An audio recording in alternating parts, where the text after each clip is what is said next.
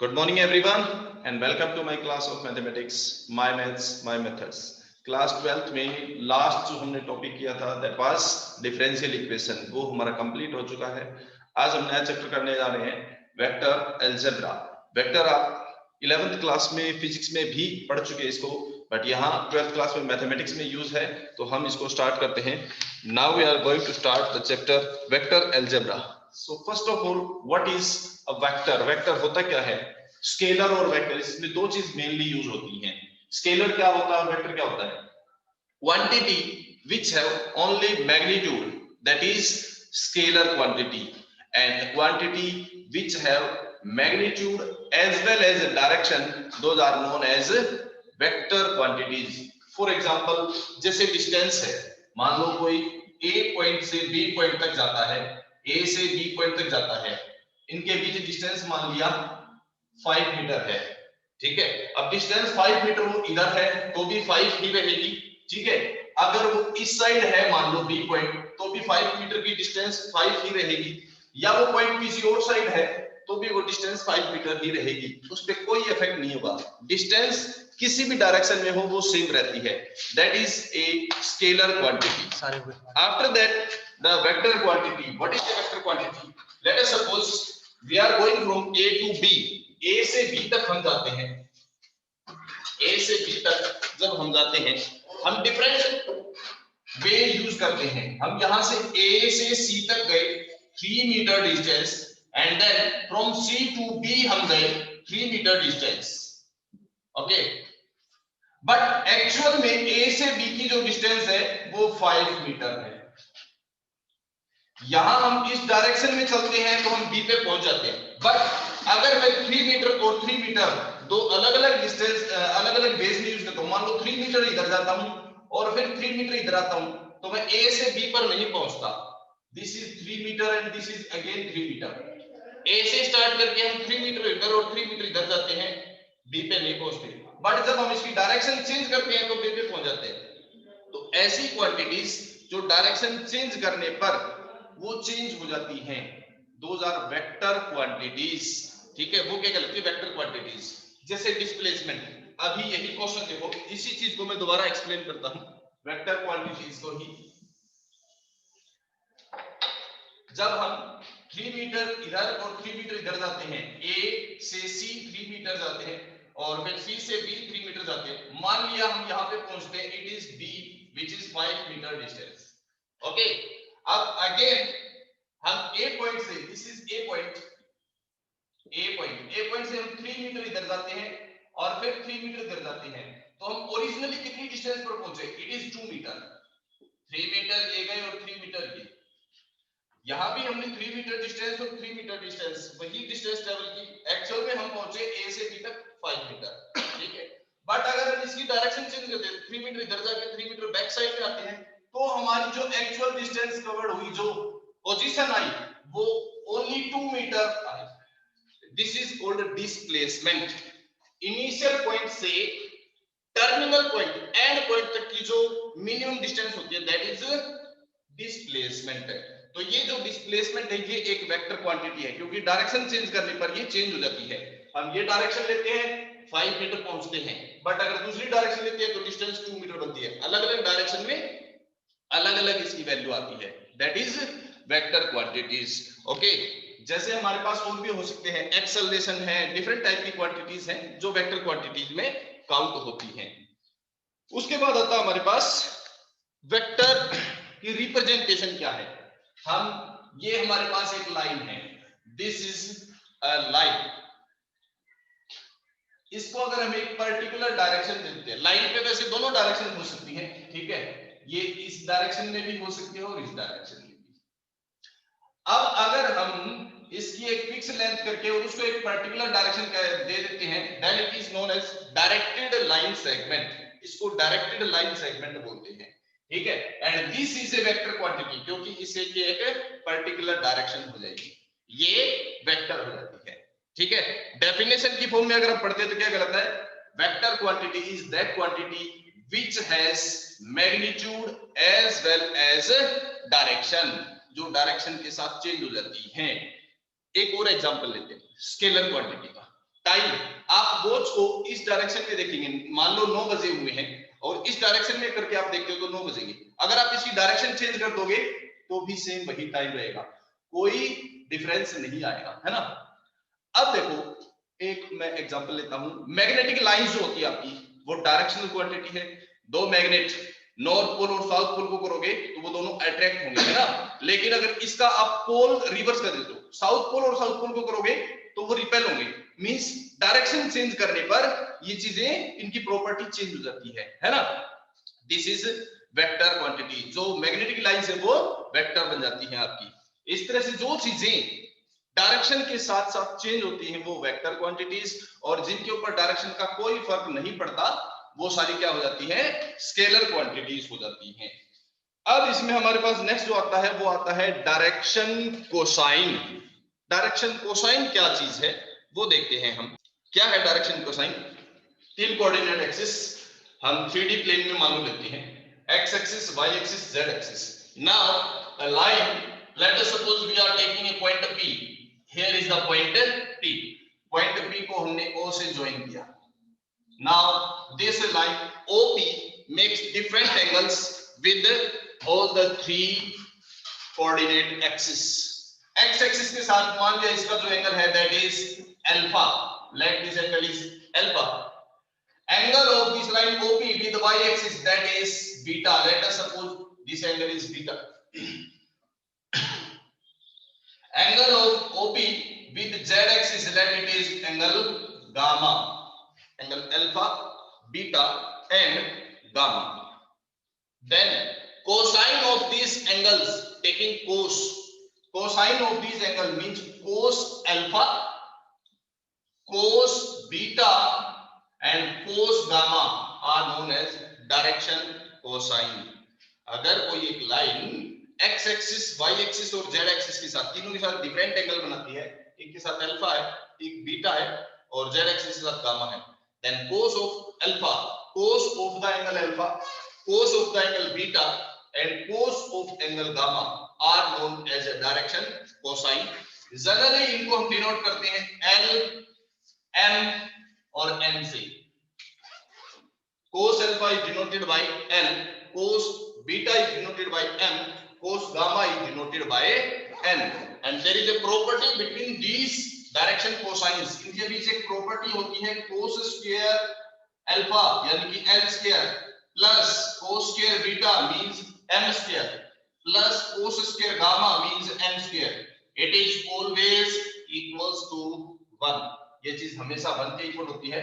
और we can write cos square alpha plus cos square beta plus cos square gamma, it is always equals to 1. तीनों direction cosines के square का सम 1 के equal होता है। इसके बाद जो इसमें अपने पास बेसिक्स हम पढ़ते हैं उसमें आते हैं टाइप्स ऑफ वेक्टर। वेक्टर के टाइप्स क्या हैं? सबसे पहले आता है हमारे पास null vector, zero vector. Zero vector या नल वेक्टर कौन सा होगा? एक ऐसा वेक्टर जिसका मैग्नीट्यूड जीरो होता है। Magnitude means length of that vector, that is the magnitude. ठीक है, वेक्टर क्वांटिटी को रिप्रेजेंट कैसे किया जाता है? जैसे मान लो ये आपका पॉइंट ए है और पॉइंट ए से बी तक है, this is known as from point A to B, है ना, A B vector, this is A B vector. Arrow symbol हम यूज करते हैं उस वेक्टर के। A B vector means A is the initial point of that vector, B is the terminal point of that vector. A initial और B terminal। A से B इसकी direction रहेगी, ठीक है, A से B होगी, इसको हम BA नहीं लिख सकते। वेक्टर्स में आप याद रखना, आप इसकी डायरेक्शन को रिवर्स नहीं कर सकते। अगर डायरेक्शन को रिवर्स करोगे its sign will be change, negative बन जाएगा। पॉजिटिव है तो नेगेटिव हो जाएगा। अगर आपने वेक्टर की डायरेक्शन को रिवर्स किया its sign will be changed. As it is रखना चाहते हैं तो इसकी हम डायरेक्शन को चेंज नहीं कर सकते। So this is vector AB from A to B and length of vector, what is the length of this vector? Length of vector is magnitude of that vector. अब ये मैग्नीट्यूड कैसे निकलता है? Let us suppose this vector AB is equals to xi plus yj। Let us suppose it is xi plus yj, where what are I and j? I represent करता है component of that vector along x axis, j represent करता है component of that vector along y axis, and k represent करता है component of that vector along z axis plus zk मान लिया, और you can write it as ai bj plus ck. A is vector along x-axis. I component means along x-axis. B is the length along y-axis, and C is the length along z-axis.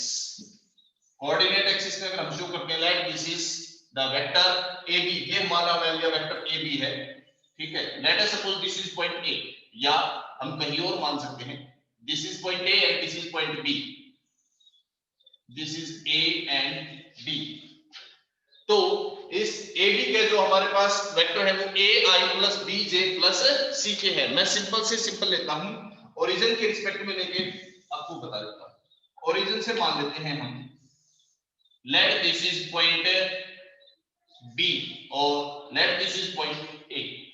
तो यहां से इस point के जो coordinates होंगे, along x axis it is A, along y axis it is B, and along z axis it is C. अगर हम एक रूम का एग्जांपल लेते हैं, एक कंप्लीट रूम में this is top, then floor, then sides and two sides. तो last मान लो एक कॉर्नर है हमारे पास, उस कॉर्नर से कोई एक वेक्टर निकलता है, तो उस वेक्टर की तीन डायरेक्शंस में, x एक्सिस के अलोंग उसकी एक डिस्टेंस होगी, y एक्सिस के अलोंग एक डिस्टेंस होगी, और z एक्सिस के अलोंग एक डिस्टेंस होगी. तीनों एक्सिस के अलोंग उसकी कोई ना कोई डिस्टेंस होगी.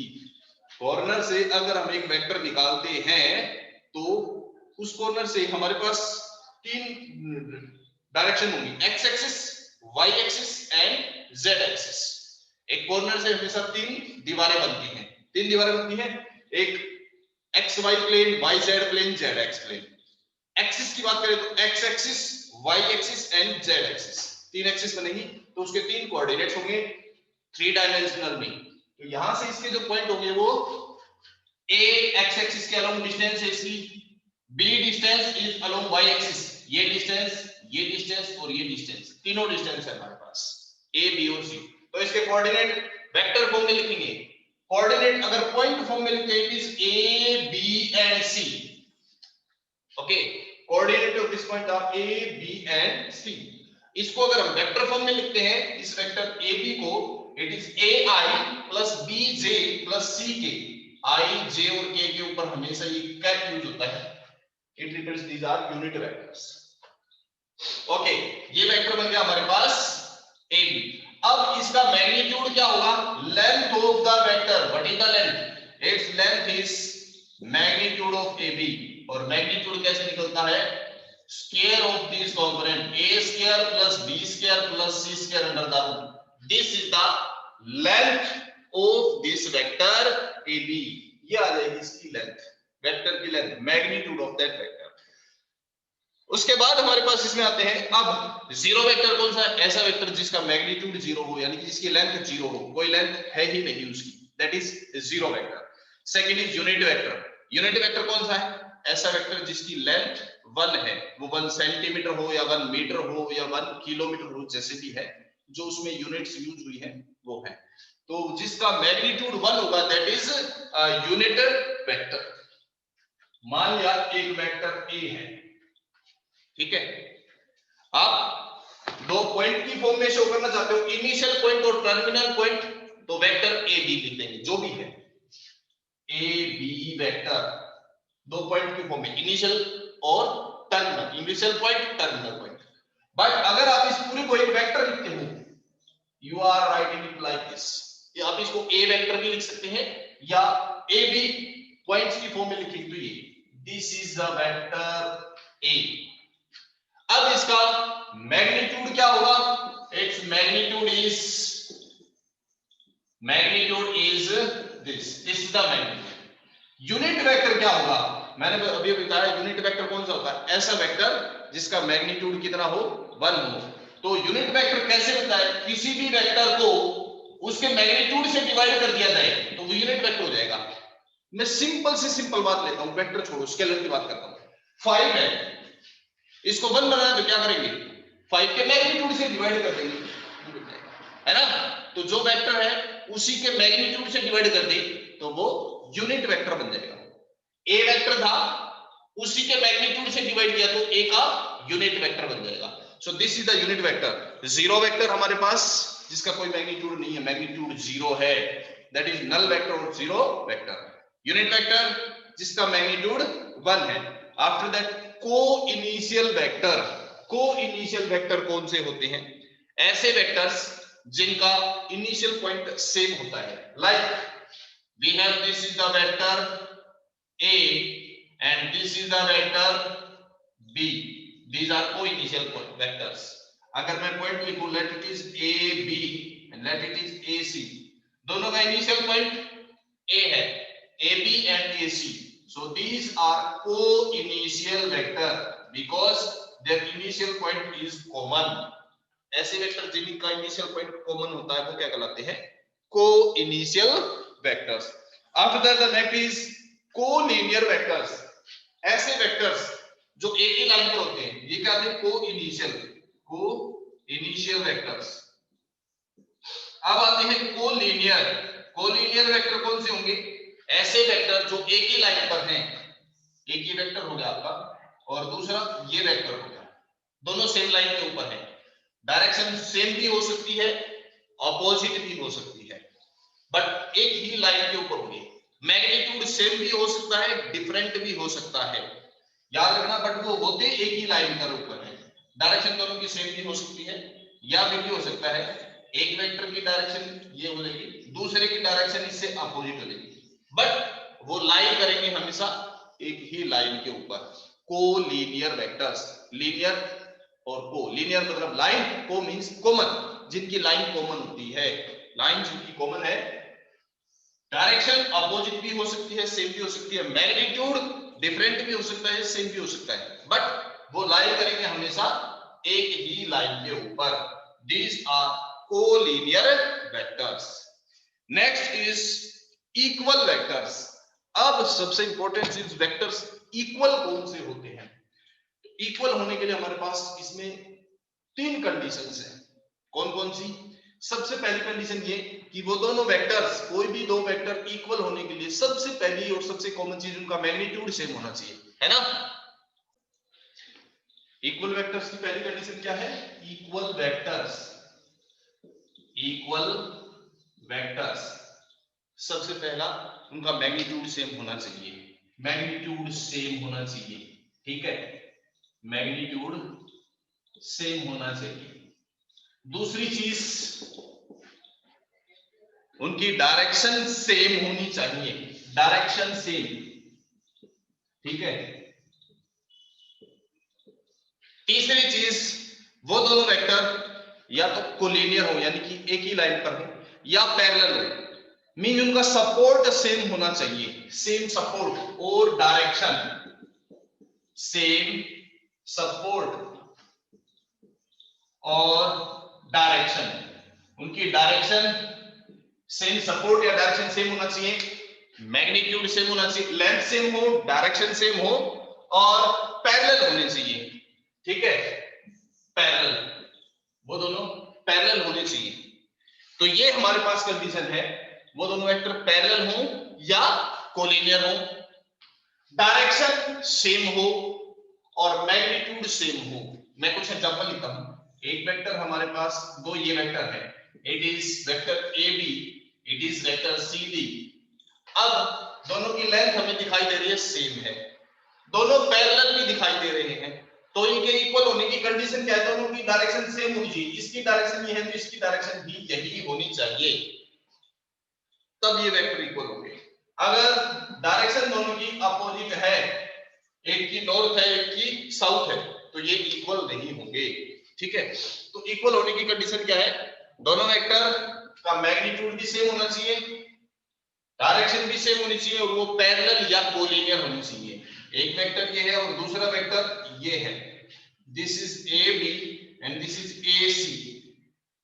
अब दोनों देखो कोलिनियर हो गए, एक ही लाइन पर है, लेंथ भी सेम है ए से बी तक और ए से सी तक, बट AC की डायरेक्शन और AB की डायरेक्शन अपोजिट है, these are not equal vectors, ठीक है, इक्वल नहीं होंगे। या फिर we have one of the vector is AB, other vector is AC, AB की डायरेक्शन और AC की डायरेक्शन, दोनों की डायरेक्शन उस साइड है ना, मैग्नीट्यूड भी सेम है, बट फिर भी इक्वल नहीं है। क्यों?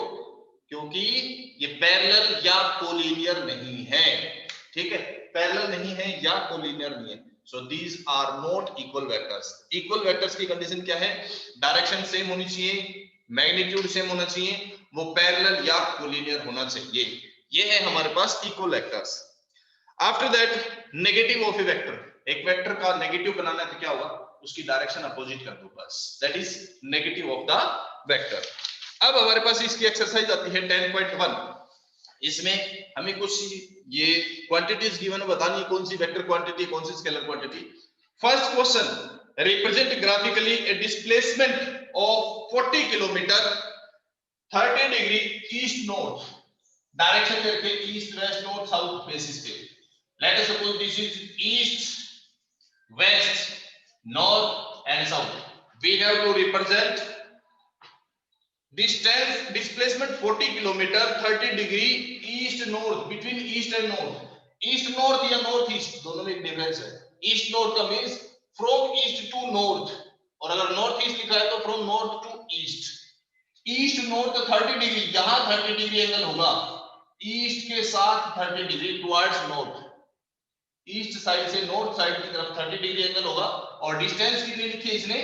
डिस्प्लेसमेंट वेक्टर लिखा है 40 kilometre, this is 40 kilometre. So this is the required vector, ये आपका रिक्वायर्ड वेक्टर है जिसका एंगल 30 डिग्री है और displacement 40 kilometre, this is the required vector. Second question, classify the following as scalar और वेक्टर्स। हमें स्केलर या वेक्टर्स बताना है। फर्स्ट पार्ट, 10 किलोग्राम स्केलर होगा या वेक्टर? किलोग्राम क्या है? मास, और मास स्केलर क्वांटिटी है, वो डिफरेंट प्लेसेस पे या डिफरेंट डायरेक्शन में आप एक ऑब्जेक्ट का मास इस डायरेक्शन में फेस करके ऑब्जर्व करते हैं तो भी सेम मिल जाएगा, डायरेक्शन चेंज करोगे तो भी सेम मिल जाएगा, डायरेक्शन का उस पे कोई फर्क नहीं पड़ता, दैट इज स्केलर क्वांटिटी। आगे लिखा है 2 मीटर नॉर्थ वेस्ट, इसने तो खुद ही लिख दिया डायरेक्शन, नॉर्थ से लेकर वेस्ट की डायरेक्शन, उसकी डायरेक्शन चेंज करते ही वो बदल जाएगा ना, डायरेक्शन इसने तो लिख ही दी तो ये तो डायरेक्शनल होगा, मींस वेक्टर क्वांटिटी है। नेक्स्ट 40 डिग्री एंगल, अब एंगल स्केलर होगा वेक्टर, डायरेक्शन चेंज करने पर एंगल फिर भी उतना ही रहेगा, 40 डिग्री है वो 40 ही रहेगा, ठीक है। आप एक एंगल 40 डिग्री यहां बना लो तो भी 40 है, आप 40 ऐसे बनाओगे तो भी वो 40 ही रहेगा, 40 डिग्री ऐसे बना दोगे तो भी 40 ही रहेगा, है ना। डायरेक्शन चेंज करने पर वो एंगल फिर भी वही रहता है, that is scalar quantity. Next is 40 watt, watt is power, power हमेशा स्केलर क्वांटिटी होती है। आप 100 वाट का बल्ब है उसको इधर मेजर करोगे उसकी पावर को तो भी वही होगी, डायरेक्शन चेंज करके मेजर करोगे तो भी सेम पावर होगी, that is scalar quantity. Fifth है इसका part 10 power -9 coulomb, coulomb is charge, charge भी स्केलर क्वांटिटी होती है, आप फिजिक्स में भी ऑलरेडी पढ़ चुके हैं, दैट इज स्केलर क्वांटिटी, क्योंकि डायरेक्शन चेंज करने पर भी चार्ज वही रहता है। नेक्स्ट इज 20 मीटर पर सेकंड स्क्वायर, 20 मीटर पर सेकंड स्क्वायर, पर सेकंड स्क्वायर में क्या चीज मेजर की जाती है? एक्सेलरेशन, और एक्सेलरेशन हमेशा क्या होती है? एक वेक्टर क्वांटिटी होती है, acceleration is a vector quantity, क्योंकि वेलोसिटी पे डिपेंड करती है ये, है ना, और वेलोसिटी खुद एक वेक्टर क्वांटिटी है, rate of change of speed होता है, ऐसा कुछ है ना, तो वेलोसिटी जो है वेक्टर क्वांटिटी है तो एक्सेलरेशन भी वेक्टर क्वांटिटी बन जाएगा। क्वेश्चन नंबर थर्ड क्वेश्चन में है हमारे पास इसका फर्स्ट पार्ट देखिए क्या है, अटेंडेंस सबने फिल कर दी ना बेटा? Okay, first part is classify the following as scalar and vector quantity. First is time period, time period जो है वो एक टाइम इंटरवल है, ये भी स्केलर क्वांटिटी है, डायरेक्शन चेंज करने पर टाइम इंटरवल में कोई फर्क नहीं पड़ता, स्केलर क्वांटिटी रहेगा। डिस्टेंस 4 किलोमीटर, आप ये साइड जाओ या 4 किलोमीटर ये साइड जाओ, डिस्टेंस तो फिर भी 4 ही रहेगी, इस साइड में करोगे तो भी वो मेजर करने पर 4 रहेगी, डायरेक्शन चेंज कर दोगे तो भी मेजर करने पर वो लेंथ सेम रहती है। Length is scalar quantity. Force क्या है हमारे पास? Force is mass into acceleration, m into a, that is force हमारे पास वेक्टर क्वांटिटी है, ठीक है। ma, force is ma, mass into acceleration. Acceleration vector quantity है, mass scalar quantity, scalar into vector, vector हो जाएगा। वेलोसिटी ऑलरेडी एक vector quantity है, जो अभी आपको बताया था सेकंड क्वेश्चन के 6th पार्ट में। एक्सेलरेशन वेक्टर है क्योंकि वो वेलोसिटी पे डिपेंड करता है, और वेलोसिटी खुद एक वेक्टर क्वांटिटी होती है। क्वेश्चन 5th, वर्क डन क्या होगा? Work done F into S, work done F into S, F force into S is the distance. Work done is a scalar quantity. Next question number 4th, question 4th, identify the following vectors. हमने identify करने हैं। एक sphere given है, this is a sphere where the vectors are given, this is the vector D, then this is the vector C, vector B and vector A। ये vectors हमारे पास given है। अब इसमें पूछा को इनिशियल वेक्टर कौन से होंगे? को इनिशियल वेक्टर कौन से होते हैं? जिनका इनिशियल पॉइंट कॉमन होता है। ये देखो, इनिशियल पॉइंट इस वेक्टर का भी यहां पे है और इस वेक्टर का भी यहां पे है, दोनों का इनिशियल पॉइंट कॉमन है। So vector A and vector D are coinitial vectors. Second, equal vectors कौन से होंगे? इक्वल कौन से होते हैं? जिनका मैग्नीट्यूड सेम, डायरेक्शन सेम। ये देखो D and B, magnitude same, direction same and parallel, so these are equal vector. Collinear but not equal, collinear है बट इक्वल नहीं है, वो कौन से होंगे? जो दो वेक्टर